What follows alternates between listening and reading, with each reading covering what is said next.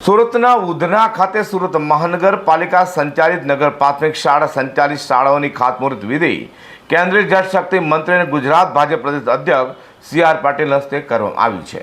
સુરત મહાનગરપાલિકા સંચાલિત નગર પ્રાથમિક શિક્ષણ સમિતિની ઉધના હરિનગર 3ની બાજુમાં આવેલા વિકાસ કોલોની સામે નગર પ્રાથમિક શિક્ષણ સમિતિની શાળાઓની ખાતમુહૂર્ત વિધિ યોજાઈ હતી।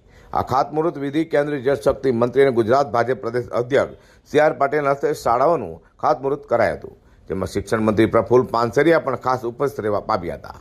તો સુરતના પ્રથમ નાગરિક mayor Dakshesh Mavani, deputy mayor સહિતના પદાધિકારીઓ, પાલિકાના અધિકારીઓ સાથે વિવિધ સમિતિના ચેરમેન, સ્થાનિક નગર સેવકો સહિતનાઓ મોટી સંખ્યામાં હાજર રહેવા પામ્યા હતા। સુરત શહેરમાં આદરણીય પાટીલ સાહેબના અધ્યક્ષસ્થાને અને મેયર સાહેબના વરદ હસ્તે શિક્ષણ વિભાગ દ્વારા આજે 19 શાળાઓનું ખાતમુહૂર્ત કરવામાં આવ્યું છે।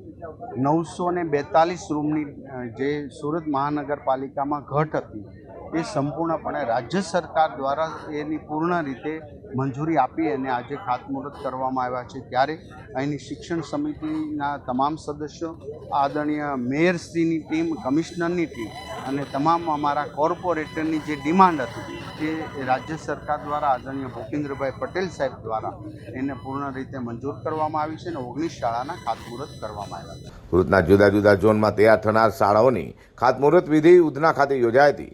સુરત મનપા દ્વારા યોજાયેલા કાર્યક્રમમાં મનપા સંચાલિત નગર પ્રાથમિક શિક્ષણ સમિતિ સંચાલિત 19 શાળાઓની ખાતમુહૂર્ત વિધિ કરાઈ હતી।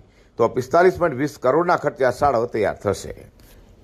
Bureau report G24 news.